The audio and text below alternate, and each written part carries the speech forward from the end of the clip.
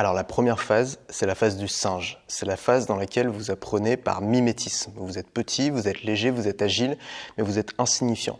Dans cette phase, qu'est-ce que vous allez faire? Vous allez consommer tous les livres les plus connus de votre thématique. Vous allez étudier les grands auteurs. Vous allez apprendre les méthodes officielles. Vous allez trouver des mentors. Vous allez rencontrer ces mentors. Vous allez être en fait un élève. Vous assumez le fait que vous ne connaissez rien à votre thématique, que vous ne connaissez rien aux choses dont vous avez besoin pour construire votre projet et vous décidez de gagner du temps en assimilant le travail des autres, c'est-à-dire en étudiant le travail des autres pour ne pas partir de zéro, mais partir déjà d'un travail qui a déjà été fait par des gens plus experts que vous, par des gens qui ont consacré leur vie au projet que vous essayez d'accomplir. Donc première étape, vous êtes un élève, vous êtes un singe, ça correspond à l'âge de l'enfant, vous êtes insignifiant et si vous restez à cette étape-là, vous n'atteindrez pas le succès. Cette étape-là, c'est la première étape, mais il faut être capable d'en sortir. La deuxième étape, c'est la phase du corbeau. Le corbeau, c'est un animal rieur, c'est un animal malicieux, facétieux, mais c'est aussi un animal dont on se méfie, c'est un animal qui n'est pas apprécié.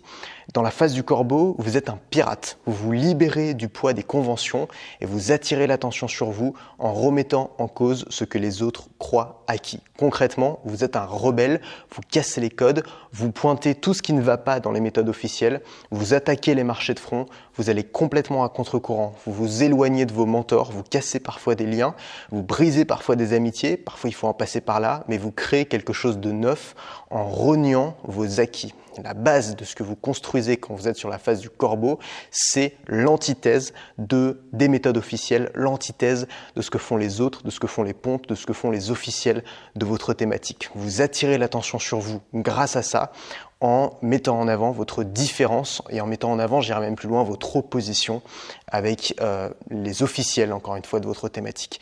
Une entreprise qui représenterait, par exemple, cette phase de rébellion, c'est Apple dans les années 80, qui était le petit outsider qui arrive et qui combat le grand méchant IBM. C'est très bien d'ailleurs représenté dans leur pub 1984, où voilà, on voit Apple finalement qui vient briser le grand méchant IBM qui veut un peu tout contrôler. Évidemment, Apple a bien changé aujourd'hui, on en reparlera.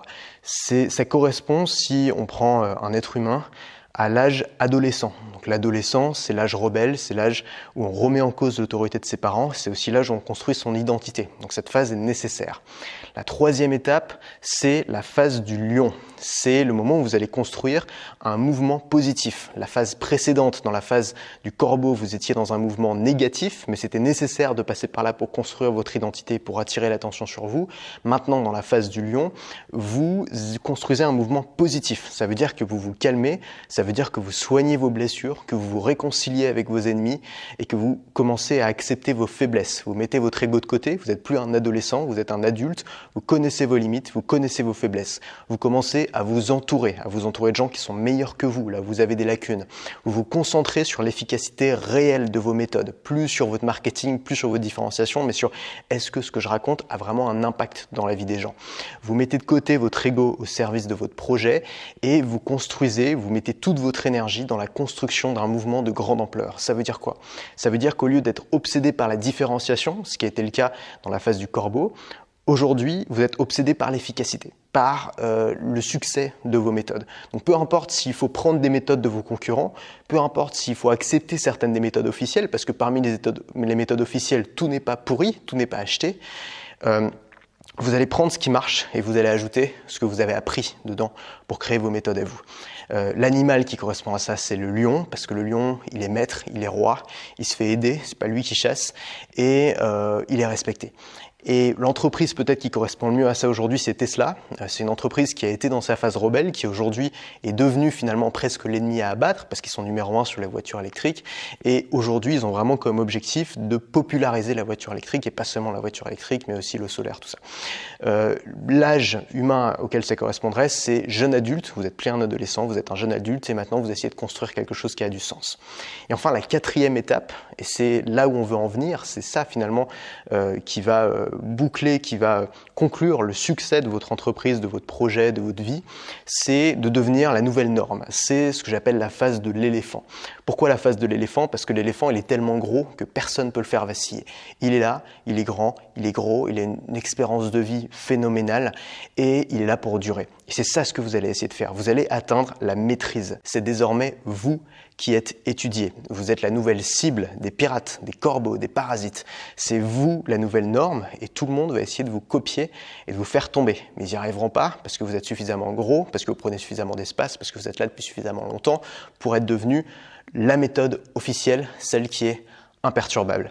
Et à ce moment-là, vous allez accepter, c'est très important de sortir de ce truc-là de pirate et d'accepter ce statut de leader, de prendre conscience des responsabilités qui vont avec, d'avancer plus lentement, avec précaution, en mesurant chacun de ses pas, de solidifier son héritage. Vous êtes dans une phase de construction de quelque chose qui va être transmis. C'est comme ça qu'on devient une légende. C'est pas juste en étant remarquable pendant son vivant, c'est en étant remarquable après sa mort. C'est donc de travailler sur la transmission, d'entamer la transmission. C'est ça que vous faites, c'est ça là-dessus que vous travaillez quand vous êtes un éléphant, quand vous êtes la nouvelle norme.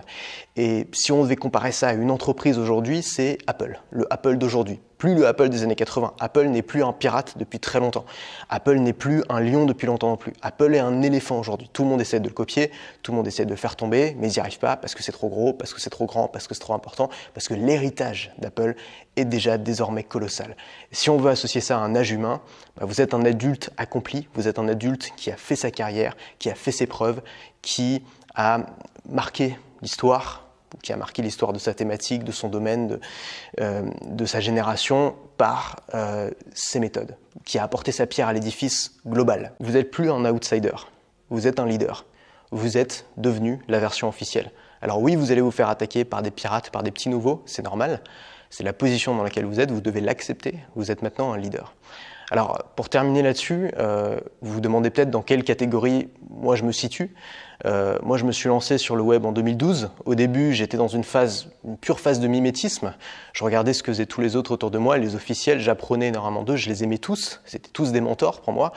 Et puis, plus le temps passe, plus je suis commencé à entrer dans la phase du rebelle. C'est-à-dire que j'ai commencé à me dire, ouais, mais lui, en fait, c'est des conneries. Ouais, mais lui, ça me plaît pas, ou j'aime pas sa façon de travailler, ou j'aime pas son éthique.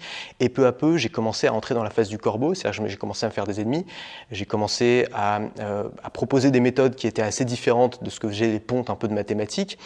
Et j'ai commencé à attirer l'attention sur moi, justement, en n'étant plus un copycat, mais en étant une personne unique. Et puis, je pense qu'aujourd'hui, la phase dans laquelle je suis en train de rentrer, c'est la phase du lion, c'est-à-dire qu'aujourd'hui, j'ai plus d'intérêt particulier à vouloir me différencier à tout prix, j'ai plus d'intérêt particulier à vouloir être un outsider et à vouloir casser les méthodes des autres. Je pense que dans les méthodes des autres, il y en a qui ont suffisamment fait leurs preuves pour prouver qu'il y a des choses qui marchent dedans, et moi, ce qui m'intéresse, c'est l'efficacité.